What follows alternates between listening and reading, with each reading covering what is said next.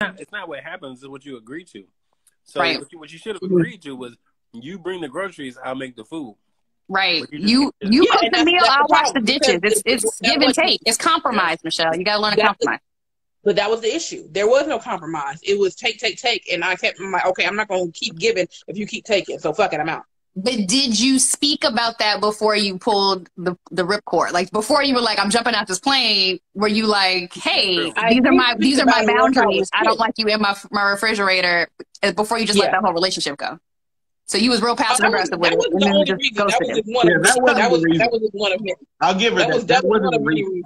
What was the reason? I don't believe it. The reason was a good reason. The reason was a really good reason, but y'all stayed angry over some little stuff. Who is the y'all? Because I don't say angry over little things. No, y'all. Please speak directly to the source, not to me. No, her. I've already told you she is not the Lorax. She does not speak for the single people here. No, but to speak on what Will was saying, I took 2 years to heal.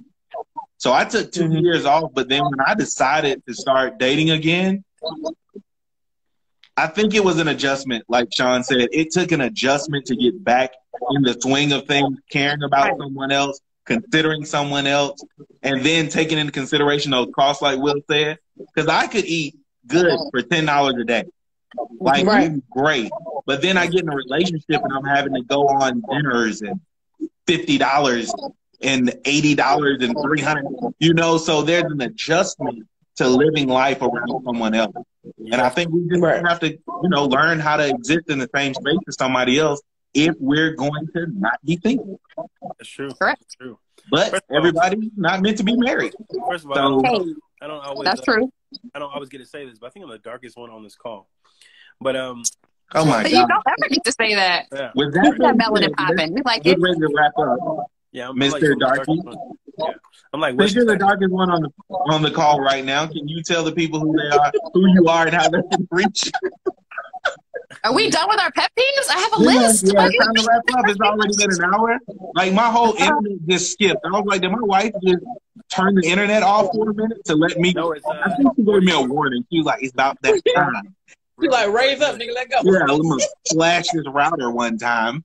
Like, what just happened? So I'm gonna throw one other pet peeve out. So I hate when people are trying to change other people, right?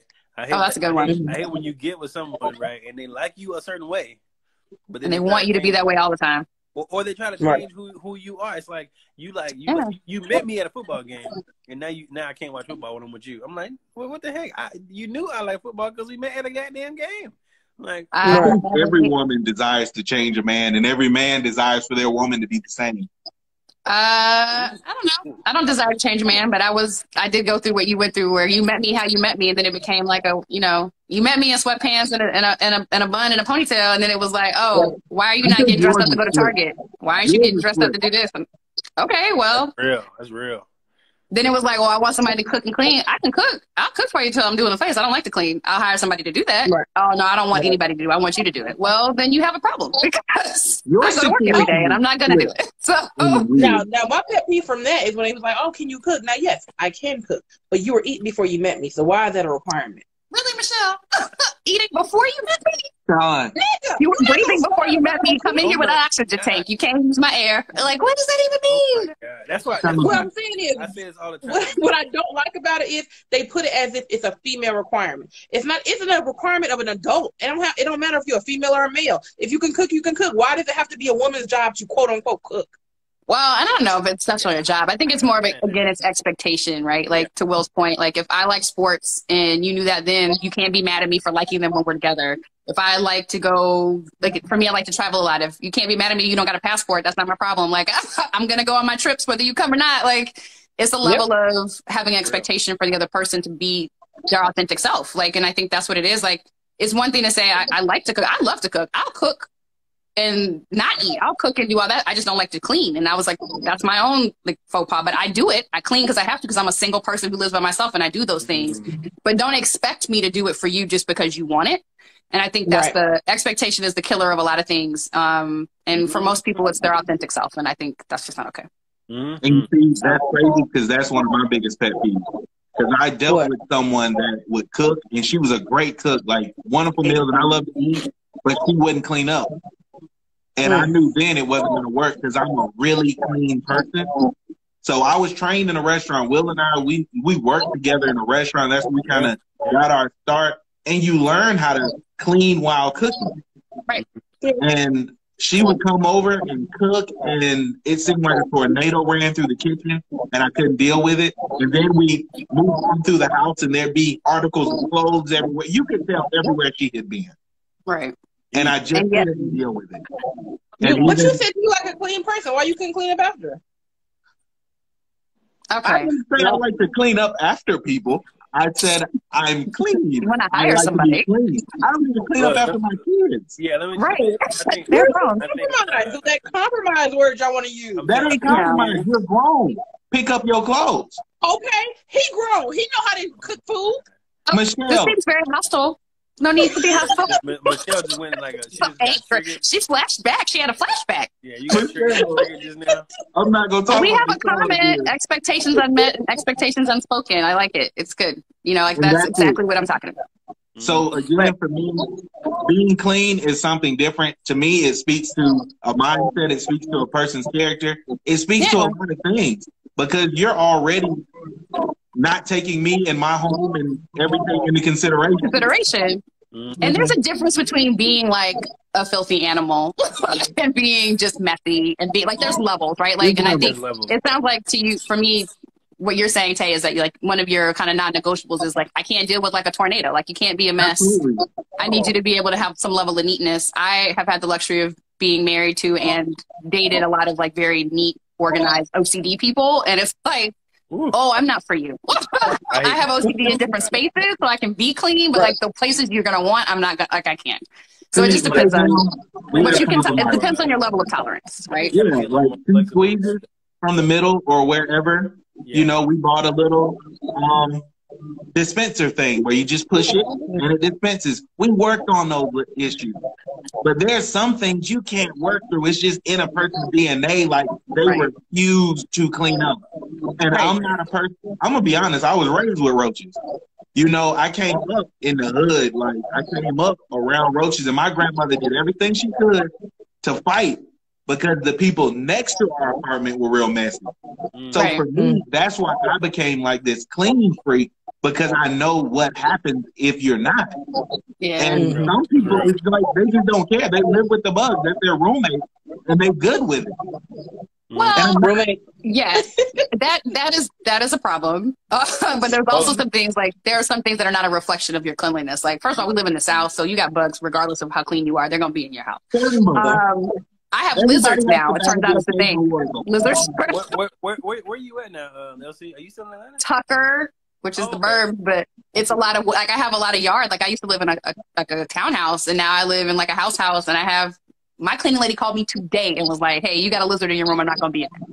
And I was like, "That's a very valid thing. You don't have to go in. I'll catch him when I get back in town."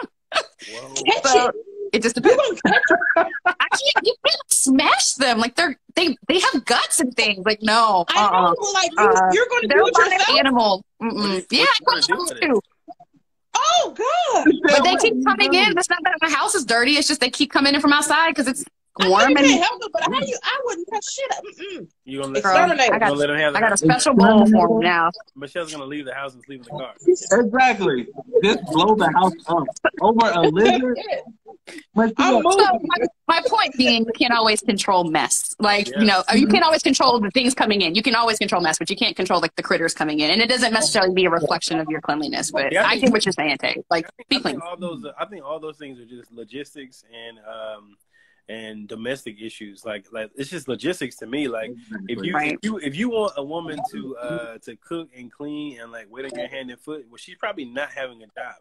So you probably need to make it so she can have a job. You know what I mean? Like, or if she has a job, maybe not expect that of her. Because that was always my go-to. Like, I go to work every day. You got a problem with how it looks in this house. Either you need to stop going to work and fix it, or you need to let me hire somebody else who will make it happen. You can't have it both ways. Like, you can't be like, oh, no, I don't want anybody in our house, and then it needs to be you, and then expect me to work a full-time job. Oh, yeah. We always talk about this all the time. Like, women want to be with a millionaire, but they want time, too. Like, so how does that work? You want LeBron James to just be at home every night? How? He got to be LeBron somehow. Yeah, exactly. That balance is another discussion for another day.